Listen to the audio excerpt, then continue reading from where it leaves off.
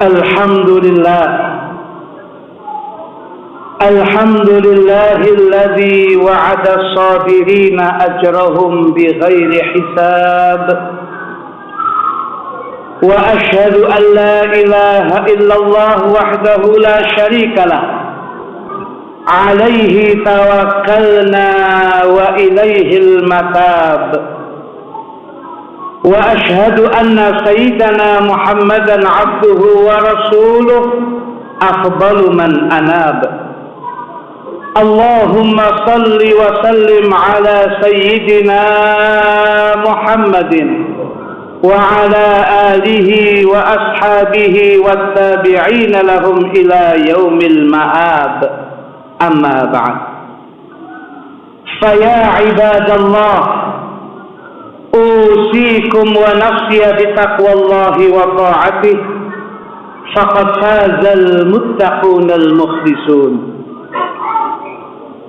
Hadirin jamaah Jum'ah yang senantiasa dimuliakan oleh Allah,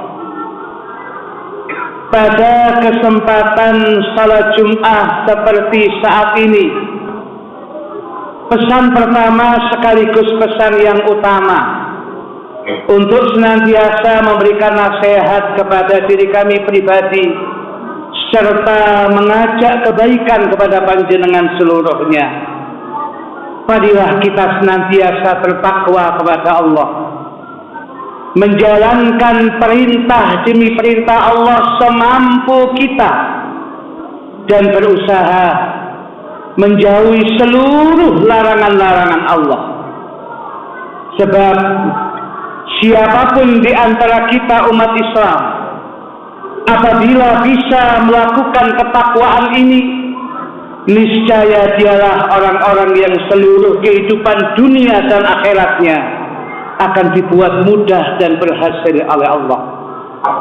Itulah yang bisa kita dapatkan di dalam Quran surat At-Talaq ayat yang keempat. Wa may yattaqillaha yaj'al lahu min amrihi yusra. Dan barang siapa yang bertakwa kepada Allah, niscaya Allah akan menjadikan mudah segala permasalahannya, baik di dunia maupun di akhirat. Semoga kita masuk dalam ungkapan ayat ini. Amin ya rabbal alamin. Hadirin jamaah Jum'ah yang dimuliakan Allah, sebagian manusia ketika merasakan kelapangan rezeki, kelancaran bisnis, dan kemapanan ekonomi, dia beranggapan itu pertanda bahwa Allah meridainya, Allah mencintainya, dan Allah memberkahi usahanya. Sebaliknya, apabila dia sedang ditimpa kekurangan harta atau mengalami kesulitan rezeki, dia beranggapan bahwa Allah murka dan benci kepada dirinya. Inilah cara pandang sebagian umat Islam di antara kita. Dan inilah cara pandang yang keliru dan salah, sehingga memunculkan pertanyaan sebagian orang di antara kita yang mereka mengeluh dengan ungkapan, kenapa aku tetap miskin padahal aku rajin sholat berjamaah, aku rajin mengaji dan mengkaji Al-Quran, aku rajin hadir di majelis-majelis ta'lim. Tetapi sebaliknya, mengapa tetanggaku yang sholatnya saja jarang juga pernah aku dia melihat mengaji, dan tidak pernah hadir di majelis-majelis ilmu, tetapi mengapa hartanya bisa melimpah?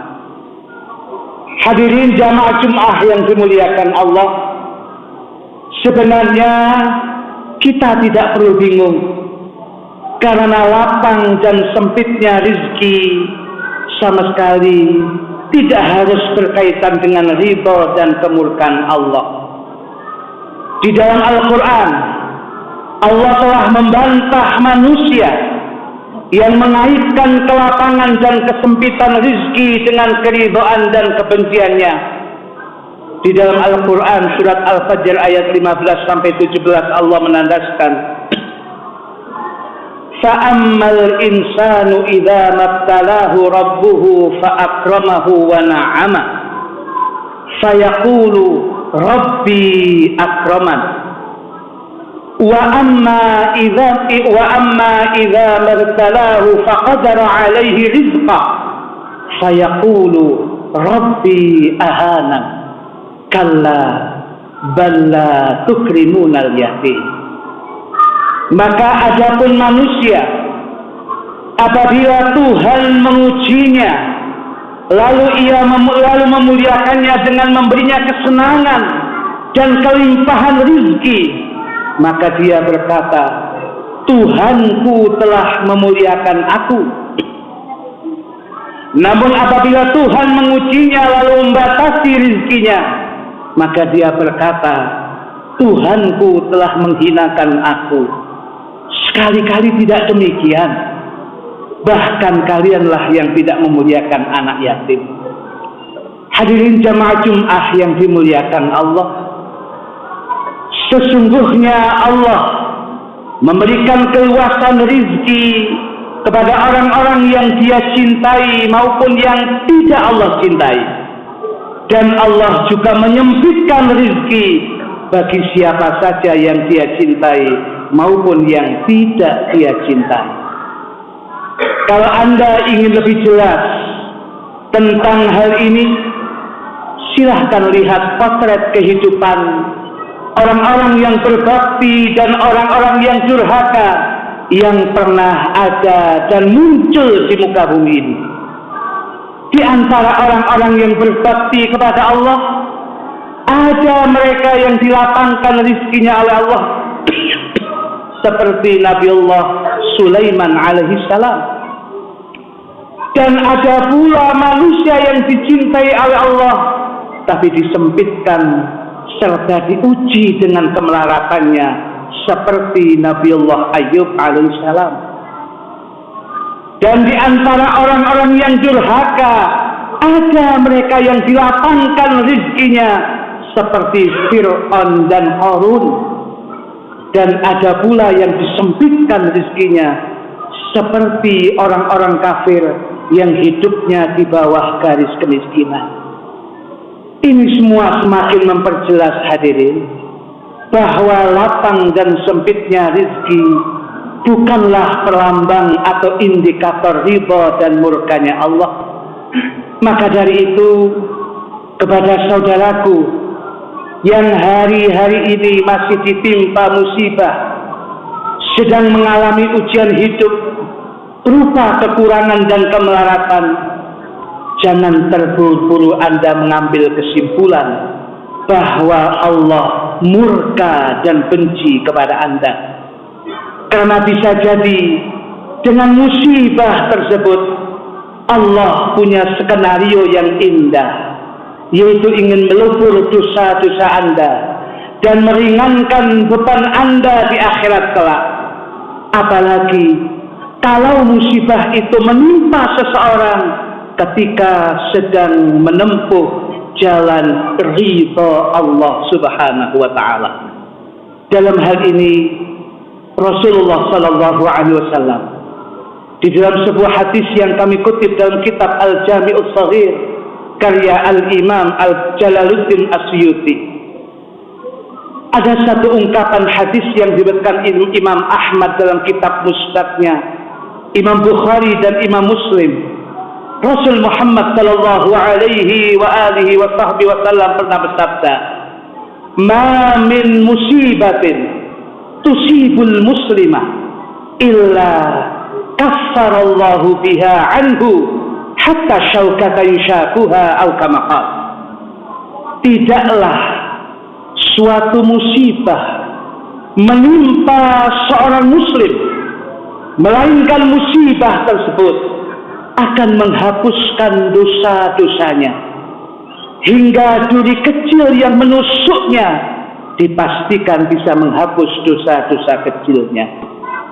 Hadirin jamaah Jum'ah yang dimuliakan Allah, demikian juga apabila ada manusia yang hari ini bergelimang kemewahan dunia, mendapatkan berbagai macam fasilitas hidup dengan mudah, jangan cepat-cepat mengambil kesimpulan bahwa Allah sedang merestui usahanya. Lihat dulu kondisi keislamannya, lihat dulu iman orang tersebut terlebih dahulu. Kalau dia ternyata sedang lalai, banyak melanggar syariat Allah, maka waspadalah. Bisa jadi nikmat yang dia rasakan adalah sebuah istidraj atau umpan dari Allah untuk dia. Terkadang Allah memberikan kenikmatan, kesenangan dan rezeki melimpah kepada seseorang bukan untuk memuliakan orang tersebut, tetapi justru membuat terlenanya dia dari Allah dan ibadah kepada Allah, sehingga dia akan semakin jauh dari Allah Ta'ala. Dan hal itu terjadi bila manusia adalah sosok manusia yang kafir, manusia yang durhaka kepada Allah atau melanggar syariat Allah. Dalam hal ini Allah berfirman dalam ungkapan Al-Quran surat Al-An'am ayat yang ke-44. Falamma nasu ma dzukiru bih fatahna alaihim abwaba kulli syai' hatta idza farihu bima utu akhadnahum baghtatan fa idza hum mublisun. Al-ayat. Maka ketika mereka melupakan atau meninggalkan peringatan yang telah ketat diberikan kepada mereka, kami pun Allah membukakan semua pintu kesenangan untuk mereka, sehingga ketika mereka bergembira, tenggelam di dalam kegembiraan dan kesenangan dengan apa yang telah diberikan kepada mereka, kami datangkan siksa kepada mereka secara tiba-tiba. Maka ketika itu mereka terdiam putus asa. Hadirin jamaah Jum'ah yang dimuliakan Allah, cinta dan bencinya Allah pada seorang hamba tidak diukur dengan banyak dan sedikitnya rezeki. Akan tetapi urusan benci dan cintanya Allah berbanding lurus dengan ketaatan hamba kepada Allah. Ketaatan hamba kepada Allah, semakin besar ketaatan hamba tersebut kepada Allah, maka semakin besar pula ridha dan cinta Allah kepadanya, meskipun rezekinya dia sempit dan tidak lapang. Dan ketika kedurhakaan seorang manusia kepada Allah semakin besar, maka semakin besar murka Allah kepadanya, meskipun dia hidup bergelimang harta benda. Oleh sebab itu, betapa mulianya orang yang beriman sekalipun hidupnya susah, dan betapa meruginya orang-orang yang tidak iman kepada Allah dan Rasulnya sekalipun hartanya berlimpah ruah. Hadirin jamaah Jum'ah yang dimuliakan Allah, semoga khutbah singkat ini ada guna dan manfaatnya bagi kita. Amin ya rabbal alamin. A'udzu billahi minasyaitonir rajim. Bismillahirrahmanirrahim. Wal 'asri innal insana fi khusrin illa alladzina amanu wa 'amilus salihati wa tawasaw bil haqqi wa tawasaw bis sabr. Barakallahu li wa lakum fil Qur'anil 'azim wa nafa'ani wa iyyakum bima fihi minal ayati wa dzikril hakim. وتقبل مني ومنكم تلاوته إنه هو السميع العليم وقل رب اغفر وارحم وأنت خير الراحمين. اللهم صل وسلم على سيدنا محمد وعلى آل سيدنا محمد.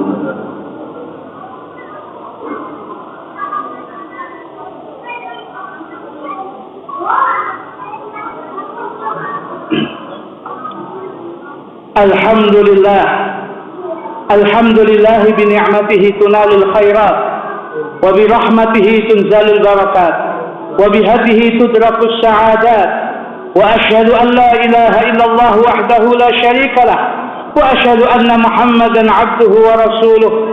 Allahumma salli wa sallim ala akramil khalqi 'inda rabbil bariyat sayyidina wa maulana Muhammadin wa ala alihi wa sahbihi an-nujumi zahirat amma ba'd. Faya ibadallah ittaqullaha ta'ala wa'malus salihat wa'lamu anna Allah ta'ala shalla ala nabiyhi qadiman wa amarakum biqawlihi irshadan lakum wa ta'liman. Faqala ta'ala inna Allah wa malaikatahu yusalluna ala an-nabi ya ayyuhalladzina amanu sallu alaihi wa sallimu taslima. Allahumma salli wa sallim ala sayyidina Muhammadin wa ala alihi wa sahbihi ajma'in.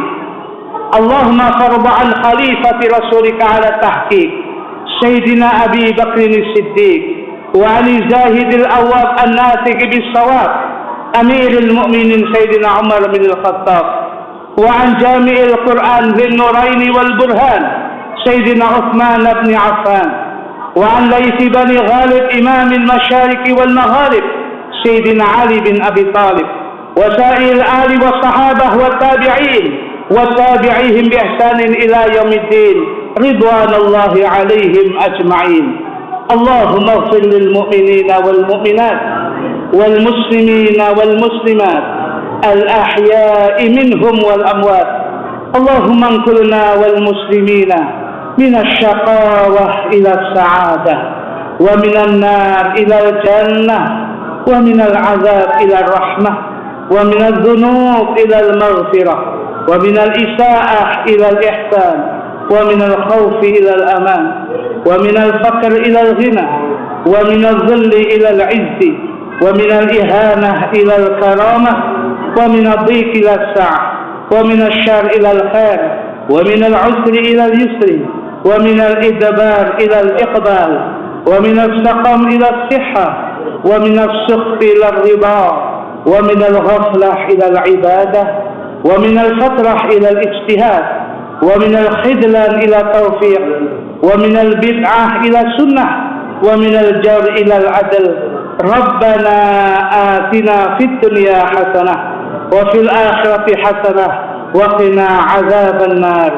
عباد الله إن الله يأمر بالعدل والإحسان وإيتاء ذي القربى وينهى عن الفحشاء والمنكر والبغي يعظكم لعلكم تذكرون.